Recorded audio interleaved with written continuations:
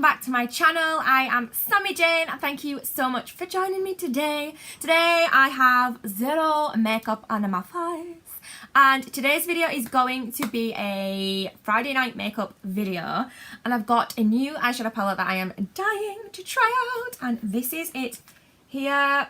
If you are new to this channel, please hit the subscribe button. We do makeup videos and nail videos, and I am literally just about to start planning for Vlogoween. I'm so excited. Instead of Vlogtober, I nearly said Vlogmas.